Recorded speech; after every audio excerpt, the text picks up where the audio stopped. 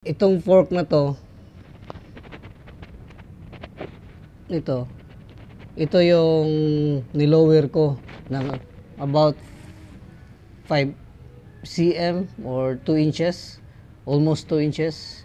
So ang ginawa ko nito first ay bago muna yan, tanggalin ko muna to para makita nyo, okay? Dito din guys nakalagay yung fork oil. So kung gusto nyong sorry. Wow.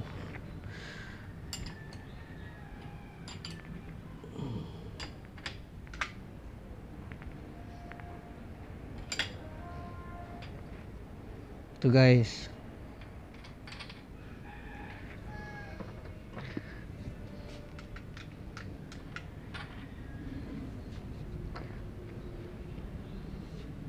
Yan, natanggal na.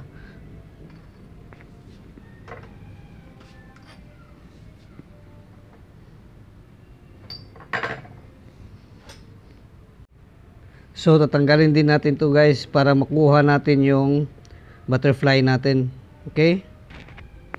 Gamit ng 16 mm na number 16 na range. Ito naman number 17 to. Kasya nito ang 17. Ito guys 16 to, nasa gitna.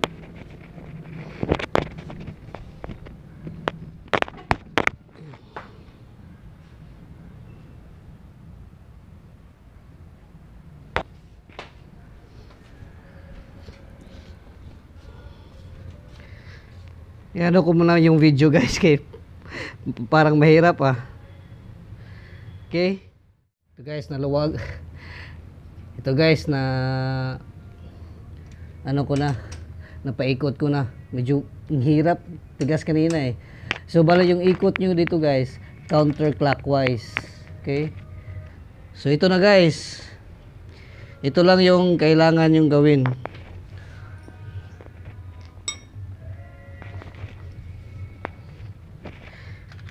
Ito lang guys Pakita ko sa iyo.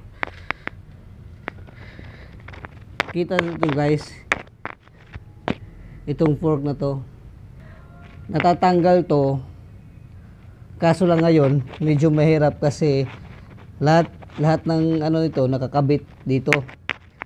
So yung sa inyo guys, tanggalin nyo lang yung speedometer natin, tanggalin nyo dito lang itong dalawang bolt na to. Ito sa akin kasi bago na yung speedometer ko iba na. So makikita nyo lang doon once matanggal nyo na yung cover ng itong speedo natin may cover to, ito itong dalawang bolt na to dyan. So tingnan nyo lang guys, kasi ang importante naman ito talaga. Once na matanggal nyo to guys, itong butterfly na to, may lock to dito fork na to guys, may nakaharang to dito sa ibaba, kaya hindi siya pumapasok. Ang ginawa ko nito, pinalakihan ko lang doon sa machine shop, yung saktong-sakto lang yung diameter nito na makalusot ito. Kasi itong butas na to maluwag na, almost 0-0 sa diameter ng fork natin. Bale, ang mangyayari niyan, itong fork na to, didiretso-diretso na lang yan. So ang magiging lock nyo lang guys, itong clip-on na to. Kita nyo? Itong clip-on na to, siya yung nakaharang para hindi na bumaba. Pwede yung isagad kung gusto nyo, pero mahirap na kasi. So sa akin, minimum lang ako ng 2 inches, tapos naka-stopper na yung handlebars. Kita nyo?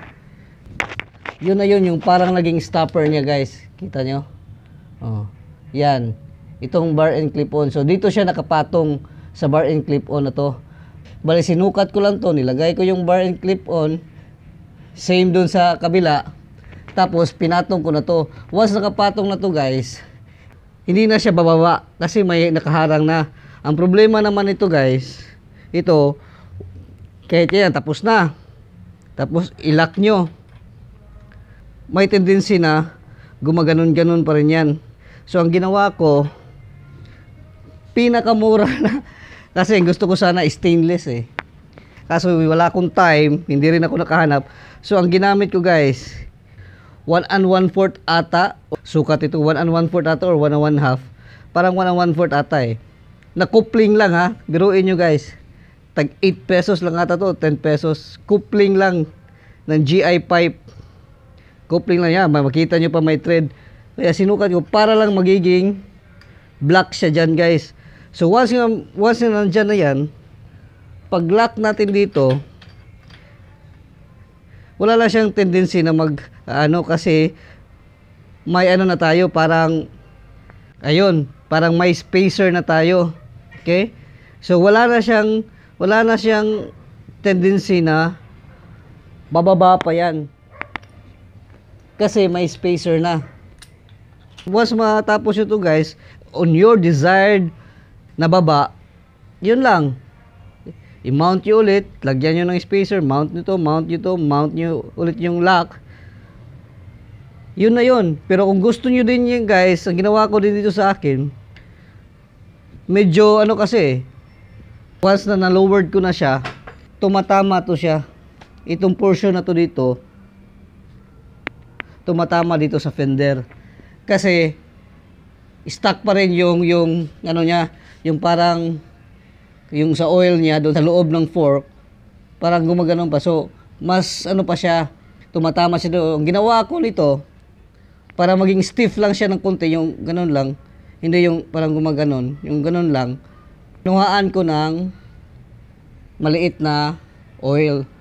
So dito kumuha kami ng oil dyan guys, dyan namin kinuha. Bali, kinuhaan na namin ng konting oil lang para magiging stiff siya ng konti.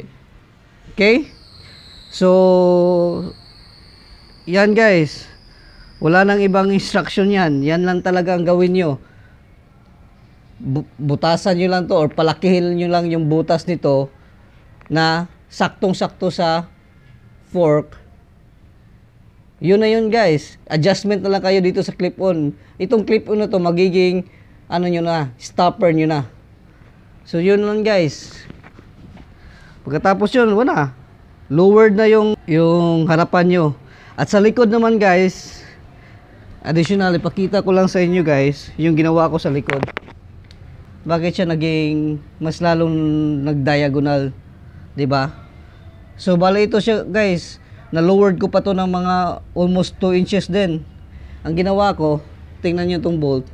Ito yung stock natin na lalagyan ng bottom hole ng shock.